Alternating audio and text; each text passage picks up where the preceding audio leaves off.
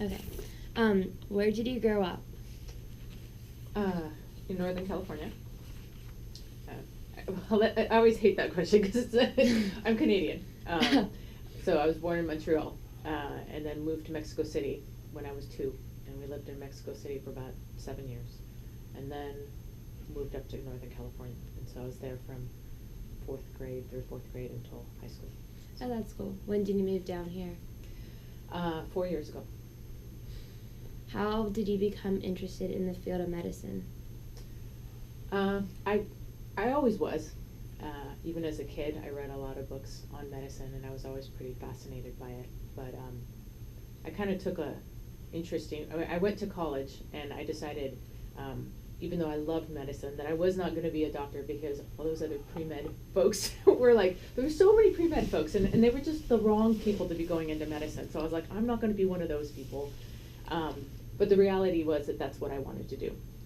And eventually what happened was I tried everything else. I tried every type of research because my father is a researcher. So I tried physiology research, organic chemistry research, basic chemistry. I mean, I tried everything. And I was just bored to tears. And then I had a knee injury and I needed arthroscopic surgery. And I just loved it. It was just, the whole, like the surgery, the being in the hospital, I was just like fascinated. And I just like, this is what I need to be doing. And so a week later, I signed up to take the MCAT and ended up in the right place, so. Where did you go to college? UC Davis. Where did you go to medical school? Same, UC Davis. Yeah. How long have you been in your career? So if you don't count residency, so 18 years plus residency, so about 15 years. What is your present job title? So I have a couple different job titles. I guess the most, what I would say is I'm an assistant professor for the United States Medical School. I always get the acronym wrong. USIS. My alma mater.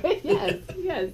So assistant professor or staff physician at the Family Medicine Residency Program here at Naval Hospital, Kent Pendleton. Okay. What is a brief description of what a family medicine practitioner does? So that's a hard question because one of the things with family medicine is there's lots of different things that you can do. And so that's one of the things that I think is good about our job. So you can literally do whatever you want. In general, what a family practice doctor does is take care of every age. So we see from the day you're born to the day you die. So that is what a family practitioner does. The classic family practitioner sees clinic most of the day and takes care of all ages. Okay. What's a typical work day like for you? So for me, it's a little different because I teach. So I am half the time in clinic and the other half of the time I am doing some type of teaching activity.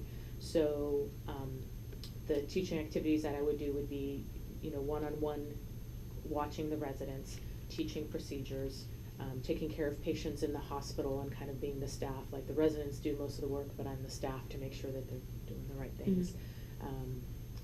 I also do time on the labor deck, so labor and delivery and deliveries. So my job is a little unusual in that I'm kind of half and half. So. Okay. What are some traits or qualities that are important for this job? Well, I hate to say it, but you need to be intelligent in this job, I mean, you have to, and because it's a really tough job, and especially now that there's so much information out there, you have to be able to take a lot of information and kind of bring it down to a level that you're going to be able to explain to a patient. So you do have to have a decent amount of intelligence to be in this field. I think you also have to be very organized and you need to care about your patients. I mean, at the end of the day, I'm here to help people be healthier. And so if you don't have that as your basic driving force, like how am I here to help people get better, then you're not going to be a good doctor. So I think that there's a lot of different things, but really you need to want to help people, basically. Yeah. What are some qualifications or experience needed to work in this career? Well, the qualifications, right? I mean, there's tons that you have to, all these hoops that you have to go through. So college, medical school, residency for most people. So it depends on where along the line as far as qualifications, right? So there's specific. Run out of, no, oh, that was you. So the medical school requirements. So to get into medical school, and then there's different things to get into different residencies.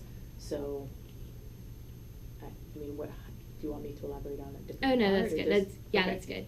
All right. What have been some of your best accomplishments?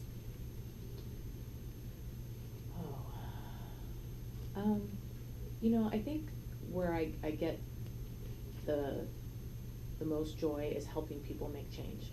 So, a lot of times people will say to me, "You're the person that helped me quit smoking. You're the person, it was all you."